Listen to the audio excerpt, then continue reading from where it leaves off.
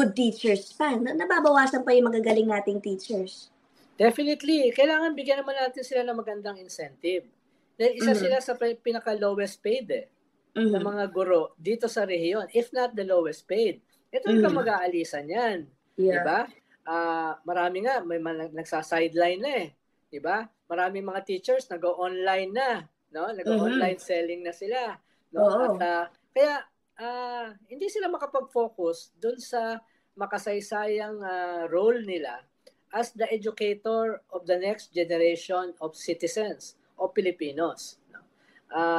Kaya, dagdagan naman natin yung kanilang benepisyo. Lalo na, not necessarily yung sahod, pero at least yung mga living, yung non-living benefits nila. 'Di ba? Yung living, yung mga kanila, halimbawa sa insurance, no? Halimbawa sa health, sa kalusugan, etc. Dagdagan natin para siyempre malayo pa rin kung diyan siya pupunta sa Canada. Ang layo pa rin ng importansya, pagpapahalaga at saka ng sahod at saka benefits. Pero kahit papaano ay mapigilan ng kaunti yung kanilang pag-migrate, no?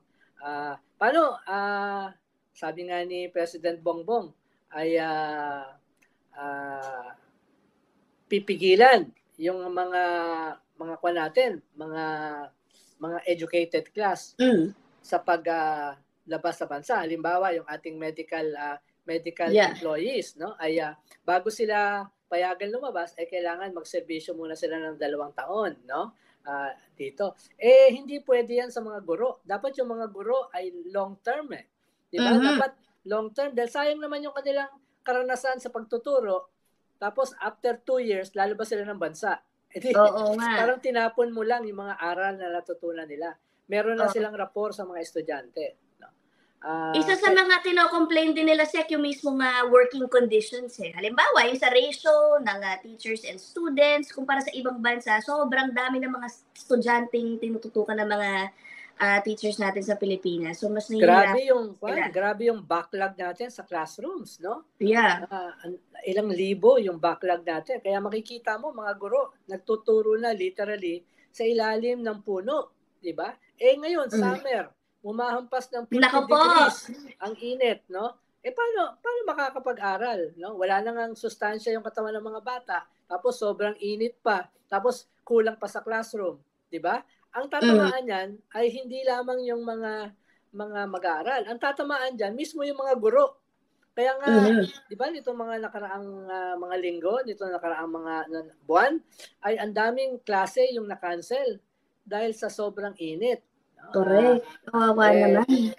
Siyempre, yung mga private schools, may mga aircon yan. Malaking bahagi ng ating education system, public. No? Baka electric fan lang, wala pa dyan Wala nga bubong Dahil may backlog sa mga paaralan may backlog sa classrooms. So, yan, doable. Doable yan. Ang dami ngayong mga prefabricated system na in a few hours, pwede ka magtayo ng paaralan. Pwede ka magtayo ng classroom na mas mura pa. Bakit hindi ginagawa? Yun na nga, the DepEd has one of the largest share of the national budget, although a lot of it goes to the salaries of the teachers. Pero malaki ang budget ng DepEd. Ano ba yan? May budget sa mga classroom. Yan nga, dati naranasan ko yan. Nagreklamo yung mga chambers of commerce. Dahil kaya nilang gumawa ng isang classroom, no, na less than half the price nung budget ng gobyerno para sa classroom.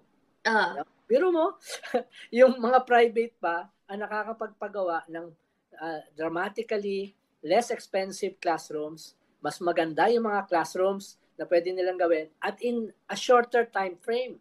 No? Ibig sabihin, kayang gawin Ang sinasabi ko, a significant part nitong problema natin sa edukasyon ay kayang ayusin.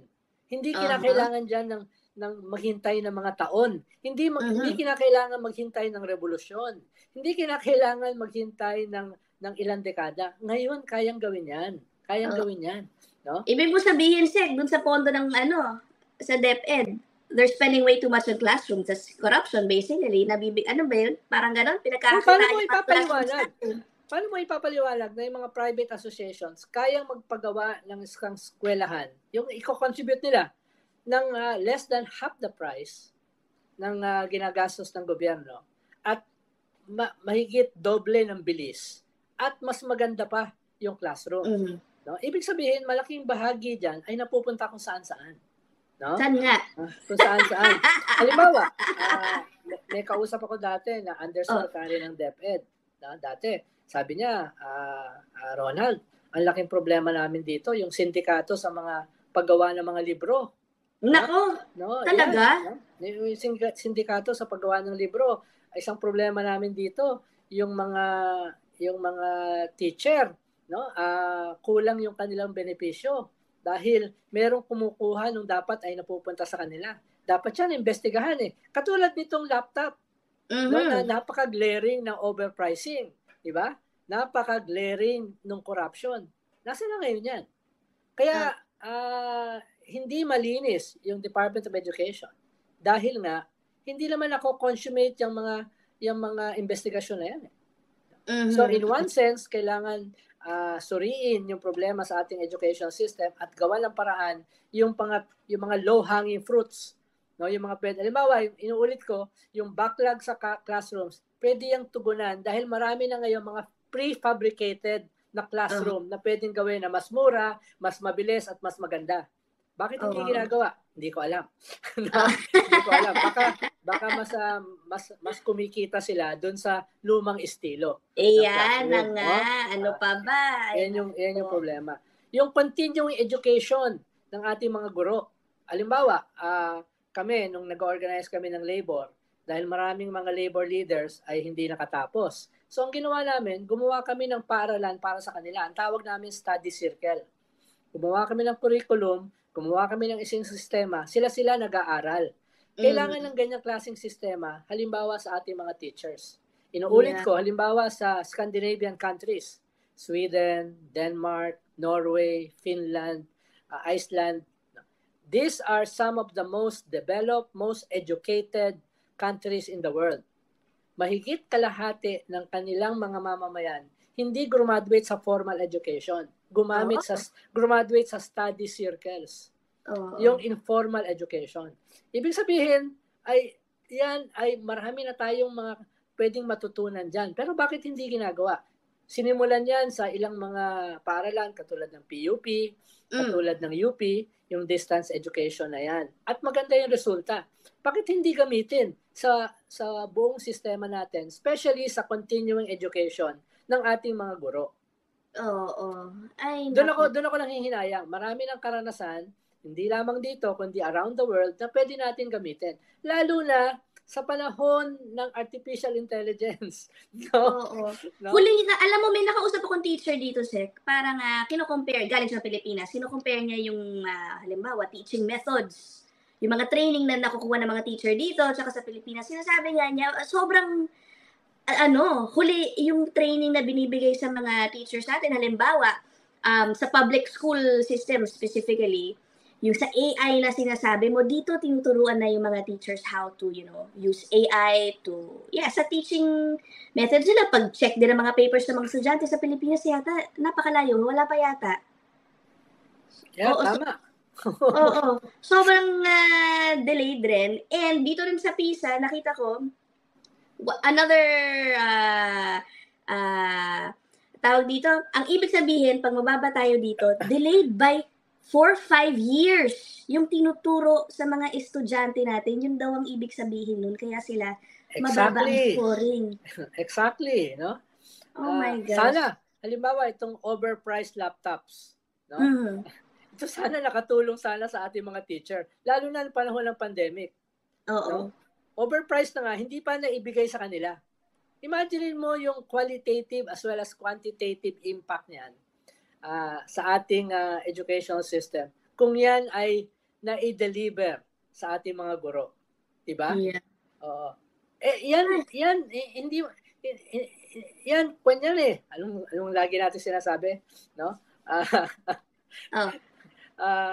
Anong kunyan ay dapat pa bang i-memorize yan? Yan, okay. Napaka-simple lang solusyon eh, hindi komplikado, diba? hindi komplikado yung solusyon. Bakit hindi ginagawa? Ay, naku, tignan natin.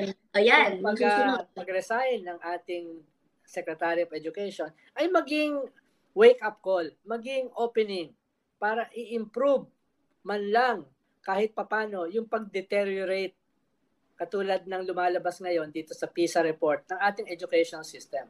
Exactly. Hindi pa yan yung solusyon, pero yan ay palimulang solusyon. Yeah. We'll see. Ay, nako. Malay mo, hingan ka ng advice, Seka. Sa kaka-interview mo, hingan ka na rin ng advice kung sino dapat ilagay dyan sa DepEd. But okay. Problema, di ako graduate eh. Di ba nagturo ka din ba, Sek? Hindi. Nagtuturo ako dun sa mga workers, groups, no? Nagtayo ako ng mga alternative educational curriculum para sa kanila. No? Kaya nga sinasabi ko, di ko sinasabi na dapat hindi graduate ang ating iba kasi nung panahon namin martial law noon no? Pero ibig sabihin kahit wala ka, kahit kapos ka sa formal education, katulad ng marami sa ating mga manggagawa, pwede silang gumaling, pwede silang ma-develop, no? Pwede silang maging competitive, no? On their own, pwedeng mangyari yan. Pero magsimula muna tayo sa ating basic education. Ay, no? Diyan tayo magsimula. Parang dito sa Canada, yung sinasabi mo, dito maraming skilled trades na lang ang pinapasok instead of pursuing higher education, and they earn really well later on, di ba? Yeah. Ay, naku.